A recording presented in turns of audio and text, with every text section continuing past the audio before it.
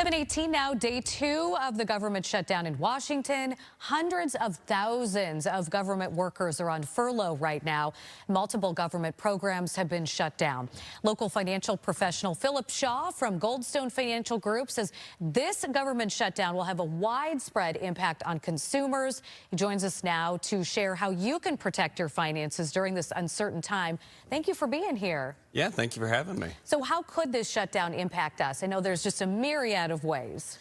So in the short term, I'm not that worried about it. If this turns out to be a prolonged government shutdown, that's where we really start to see issues start to form. In the short term, you might see some, longer wait times at government agencies if you're interacting with anybody.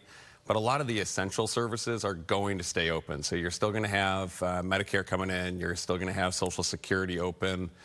But if you're dealing with the government agency, remember, all non-essential services are going to be furloughed.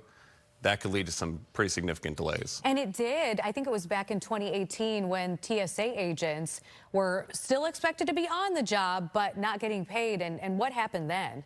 Yeah, absolutely. So even though they're expected to be on the job, if they're not being paid, you start seeing a lot more of them call off sick, not show up for work, right? There's a lot more people not being present in those jobs.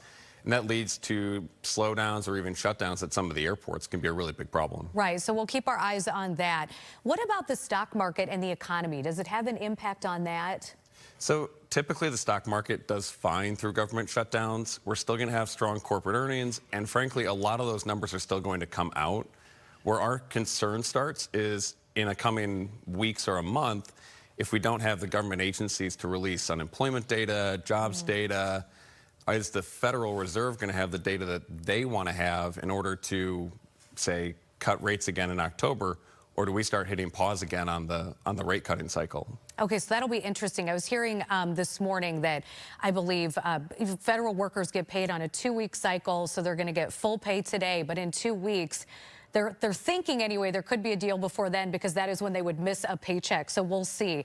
How can we minimize the impact of a government shutdown on our finances? How do we protect ourselves? So for ourselves, I'd say stick with your financial plan. I'd make sure you always have an emergency fund set aside, especially if you're a government employee and you're going through this period of time where you're being furloughed. Having that emergency fund, having money set aside is going to be important for you.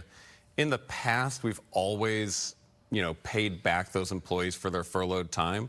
But in the interim, you still have payments to make. You still have a mortgage to pay. You still have credit cards or anything else.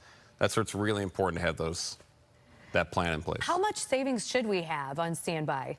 So depends on your job, but I always recommend anywhere from 3 to 6 months, and a lot of that depends on how stable is the income, how stable is your job. And what's the best way to put that money away? Is it like every paycheck we just kind of squirrel away, like money that we're not tempted to spend, or how would you recommend we do that?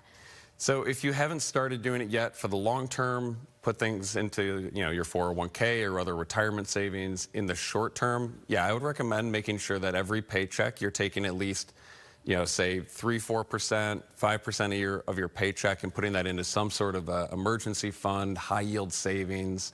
There's a lot of really great online banks, or if you don't know where to start, talk to a financial professional. Okay, thanks so much. We appreciate that, and we want